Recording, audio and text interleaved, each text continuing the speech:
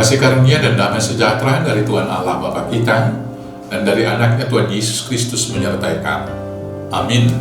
Shalom, selamat pagi saudaraku. Mari kita bekerja, memuliakan Tuhan, diberangkatkan firman-Nya dari 1 Petrus 2 ayat 1. Tapi saya akan bacakan ayat 1 sampai dengan ayat 7, demikianlah firman Tuhan. Yesus Kristus batu penjuru. Karena itu buanglah segala kejahatan, segala tipu muslihat, dan segala macam kemunafikan, kedengkian dan fitnah. Dan jadilah sama seperti bayi yang baru lahir, yang selalu ingin akan air susu yang murni dan yang rohani, supaya olehnya kamu bertumbuh dan beroleh keselamatan. Jika kamu benar-benar telah mengecap kebaikan Tuhan, dan datanglah kepadanya, batu yang hidup itu, yang memang dibuang oleh manusia, tetapi yang dipilih dan dihormat di hadirat Allah. Dan biarlah kamu juga dipergunakan sebagai batu hidup untuk pembangunan suatu rumah rohani, bagi suatu imamat kudus, untuk mempersembahkan persembahan rohani yang karena Yesus Kristus berkenan kepada Allah. Sebab ada tertulis dalam kitab suci, sesungguhnya aku meletakkan di Sion sebuah batu yang terpilih, sebuah batu penjuru yang mahal, dan siapa yang percaya kepadanya tidak akan dipermalukan. Karena itu bagi kamu yang percaya, ia mahal. Tetapi bagi mereka yang tidak percaya, batu yang telah dibuang oleh tukang-tukang bangunan telah menjadi batu penjuru, juga telah menjadi batu sentuhan dan suatu batu sanjungan. Demikianlah firman Tuhan. Saudara-saudaraku yang terkasih dalam Yesus Kristus, kita sebagai orang-orang percaya yang telah ditebus di dalam diri Yesus Kristus adalah batu-batu yang dikumpulkan oleh Allah untuk membangun bangunan rohani yang kudus. Berangkat dari 1 Korintus 3 ayat 16, kita adalah bait suci Allah.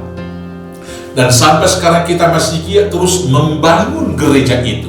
Karena gereja bukan hanya orangnya, tetapi juga gedungnya, tetapi juga persekutuannya. Maka gereja yang mau dibangun di dalam persekutuan adalah terdiri dari orang-orang percaya membangun persekutuan yang am. Dan batu penjurunya adalah Kristus Yesus. Supaya kita menjadi batu bangunan untuk membangun bangunan rohani itu, kita pertama sekali harus dilahirkan kembali seperti bayi yang baru lahir, yang senantiasa menginginkan susu yang murni dan yang rohani. Artinya setiap hari kita harus mengkonsumsi firman Tuhan supaya kita bertumbuh dalam tingkat spiritualitas yang lebih baik. Dan teladannya adalah Kristus Yesus.